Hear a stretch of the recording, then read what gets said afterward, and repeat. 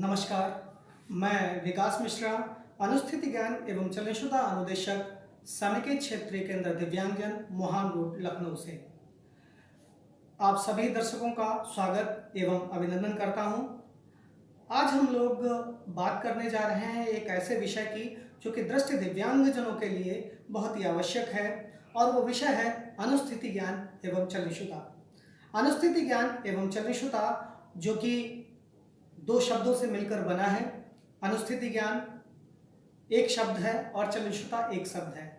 अनुस्थिति ज्ञान का अर्थ किसी भी दृष्टि दिव्यांगजन के परिप्रेक्ष्य में अगर देखा जाए तो यह है कि जो भी दृष्टि दिव्यांगजन है उसकी अवशेष ज्ञानेंद्रियों के द्वारा अपने वातावरण की जानकारी लेकर एक मानसिक चित्र बनाना, यही अनुस्थिति ज्ञान कहलाता है।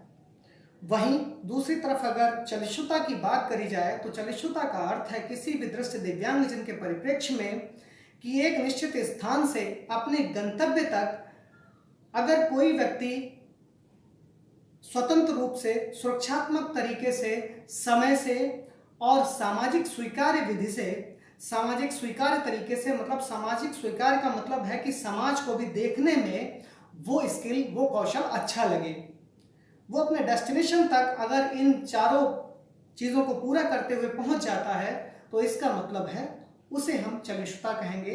उस व्यक्ति की चलनशुदा को हम अच्छी चलनशुदा में देखेंगे। अनुस्थिति ज्ञान एवं चलनशुदा को दृष्टि दिव्यांगजनों के लिए पुनर्वास का द्वार कहा जाता है। वो इसलिए क्योंकि अनुस्थिति ज्ञान एवं चलनशुदा दोनों ही शब्द एक दूसरे के पूरक हैं। अनुस्थिति ज्ञान चलनशुदा के बिना अधूरा है और चलनशुदा अनुस्थिति ज्ञान के बिना अधूरा है। दोनों ही एक दूसरे के पूरक हैं और अनुस्थिति ज्ञान एवं चलनशुदा के बिना किसी भी दृष्टि दिव्यांगजन का जो भी विकास है वो अनुस्थिति ज्ञान एवं चलनशुदा के बिना बाधक हो सकता है। अगर अभी उसको शारीरिक विकास करना है तो अनुस्थिति ज्ञान एवं चलनशुदा करना पड़ेगा। अगर उसे शैक्षिक विकास करना है तो स्कूल जाने के लिए उसे चलना फिरना पड़ेगा, अनुस्थिति ज्ञान करना पड़ेगा। इसका मतलब जितने भी विकास हैं वो अनुस्थिति ज्ञान एवं चलनशुदा से होकर ही गुजरते हैं।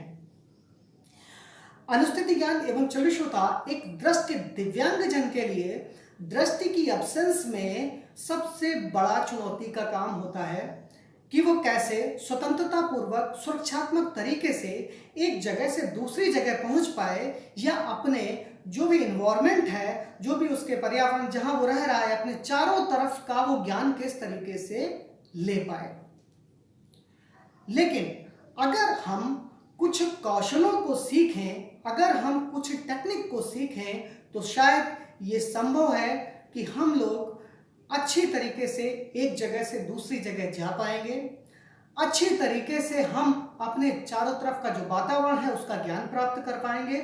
लेकिन ज़रूरी है इसमें आने वाली कुछ तकनीकों का सीखना। इसी में से एक तकनीक है जिसको हम लोग ट्रेलिंग के नाम से जानते हैं। ट्रेलिंग को अनुगामी तकनीक भी कहते हैं। अनुगामी तकनीक बताने से पहले मैं जितने भी अभिभावक हैं और जितने भी लोग दर्शक मुझे सुन रहे हैं उनको मैं बताना चाहूँगा, अगर किसी के घर में या परिवार में या आसपास अगर कोई दृष्टि दिव्यांगजन बच्चा रहता है तो उसके परिवार को सबसे पहले ये सुनिश्चित करना आवश्यक है कि उस परिवार के मेंबर, उस परिवार के सदस्य उस दृष्टि दिव्यांगजन को आत्मनिर्भर होकर सुरक्षात्मक तरीके से एक से दूसरी जगह घूमने के लिए जो भी बाधाएं हैं उनको दूर करने का प्रयास करें। मतलब बाधाओं का मतलब है कि आज मैंने ये टेबल, ये चेयर अगर यहाँ पे पड़ी है तो कल मैंने दूसरी जगह डाल दी, तीसरी जगह डाल दी, और दृष्टि दिव्यांगजन को पता नहीं चल पाया, वो बार बार उस टेबल से टकरा रहा है। या कोई ऐसी चीज, गर्म पानी की बाल्टी सामने रख दी और दृष्टि दिव्यांगजन आया, उसके पैर में लगा और वो जल गया। मतलब अगर बाधाएं हैं तो उनके बारे में दृष्टि दिव्यांगजन को बताना जरूरी है, वो भी स्पर्श के माध्यम से और डिस्टेंस, दूरी के माध्यम से, कि वो चीज़ कहाँ पे रखी है, और उससे उसे बचाव कैसे करना है, उससे बच के कैसे निकलना है, मतलब सारी चीज़ों के बारे में उसे जानकारी देना। अगर वो घर में रह रहा है तो सभी चीज़ों के बारे में उसे जानकारी देना है। अगर कोई बदलाव होता है तो तभी भी उसको जानकारी देना है। अगर छोटे बच्चे हैं और ग्रोइंग स्टेज में, डेवलपमेंटल स्टेज में है, विकसित होने वाली स्टेज में, अवस्था में है, तो उनका विकास कहीं बाधक ना हो, इसलिए हम उन छोटे बच्चों को क्या करें जो कि घुटनों पे चलना सीख रहे हैं या सड़क पे चलना सीख रहे हैं, तो उनके आसपास हम कुछ साउंड करने वाले, आवाज़ करने वाले, कलरिंग और जो स्पार्कल वाले जिसमें कि लाइट जलती है, वो अगर टॉयज उसके आसपास रख देते हैं और बच्चे को ज़मीन में चटाई पे अगर उसको लिटा देते हैं या गद्दा बिछा के लिटा देते हैं, तो बच्चा आसानी से अपनी मोबिलिटी उसको पकड़ने के लिए उसकी आवाज़ को सुनकर कर सकता है। तो ये अभिभावकों के लिए बहुत ज़रूरी है। दूसरी चीज़, मैं अब आता हूँ अनुगामी तकनीक पे। अनुगामी तकनीक, सबसे पहले अनुगामी तकनीक को फैमिलियर एनवायरनमेंट में किया जा सकता है, जैसे कि स्कूल में, घर में या किसी भी ऑफिस में एक व्यक्ति एक जगह से दूसरी जगह अनुगामी तकनीक के द्वारा जा सकता है। अनुगामी तकनीक बताने से पहले जो टेक्निक है, वो तकनीक बताने से पहले मैं ये भी आपको बताऊंगा कि अनुगामी तकनीक एक पहली तकनीक है जो किसी भी दृष्टि दिव्यांगजन बच्चे को सेंसरी ट्रेनिंग के बाद, संवेदी ज्ञानेंद्रिय प्रशिक्षण के बाद उनको सिखाई जाती है। क्योंकि बच्चे को घर में रहना है और घर में रहने के बाद वो डेली आने वाले काम, चाहे वो ब्रश करना हो, चाहे वो टॉयलेट जाना हो, चाहे वो किचन तक जाना हो, चाहे वो कमरे तक जाना हो, एक जगह से दूसरी जगह जरूर जाएगा।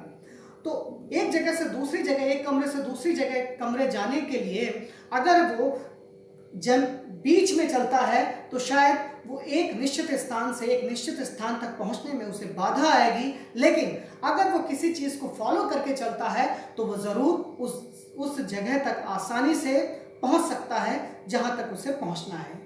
अनुगामी तकनीक, अनुगामी तकनीक में एक दृष्टि दिव्यांगजन बच्चा अपने हाथ को 90 डिग्री के अंश पे मोड़ता है। इस तरीके से 90 डिग्री के अंश पे मोड़ने का मतलब है कि जो भी बाधा सामने की तरफ आएगी या जो बाधा हमारे आगे आएगी, चाहे वो दीवार खत्म हो, चाहे कोई और बाधा हो, वो हाथ से पहले टकराएगी, जिससे कि हमें बचाव करने का मौका मिल जाएगा। अनुगामी तकनीक में हाथ 90 डिग्री के एंगल पे रहेगा, साथ साथ में हाथ का बैक पोर्शन, पीछे का हिस्सा यूज करेंगे, प्रयोग करेंगे। क्यों?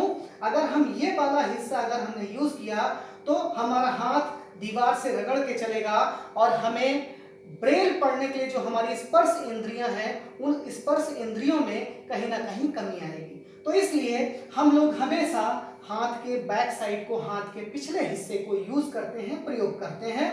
और हाथ के पिछले हिस्सों में भी हम नाखूनों का यूज या नेल्स का यूज ही करते हैं। देखिए, हम जब भी एक जगह से दूसरी जगह जाना है तो टैप करते हुए इस तरीके से हम लोग जाएंगे, ठीक है। ये टैपिंग करनी है। टैपिंग इसलिए करनी है, हाथों को रगड़ना इसलिए नहीं है। अगर रगड़ेंगे तभी भी हमारे हाथों में चोट आ सकती है। तो इसलिए अनुगामी तकनीक का प्रयोग हमें, अनुगामी तकनीक के प्रयोग में हमें हाथ को 90 डिग्री के एंगल पे मोड़ना है, हाथ के पिछले हिस्से को यूज करना है, प्रयोग करना है, और नेल्स का प्रयोग करना है या नाखूनों का प्रयोग करना है। टैप करते हुए एक जगह से दूसरी जगह जाना है।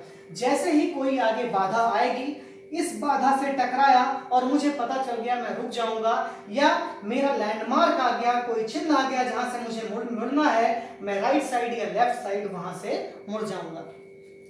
अनुगामी तकनीक का प्रयोग एक रोड पे भी किया जा सकता है, मतलब आउटडोर एनवायरनमेंट में भी हम कर सकते हैं, लेकिन निश्चित स्थान पे होता है। केन के साथ में भी, छड़ी के साथ में भी प्रयोग किया जा सकता है।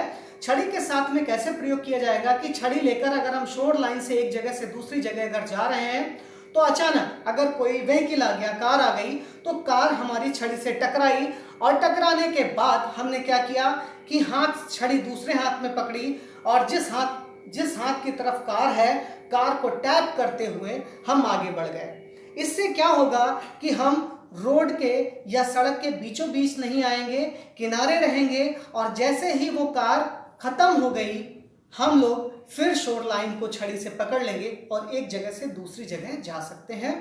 तो ये मैंने आज आपको अनुगामी तकनीक के बारे में बताया। अपनी अगली वीडियो में हम लोग मैं अनुस्थिति ज्ञान एवं चतुष्टयता की और भी तकनीक से आपको रूबरू कराऊंगा। लेकिन इस वीडियो को सिर्फ देखना ही नहीं है, इस वीडियो के माध्यम से जो भी आपको जानकारी मिली है उस जानकारी को एक जगह से दूसरी जगह शेयर करना है। आप सभी का धन्यवाद। नमस्कार।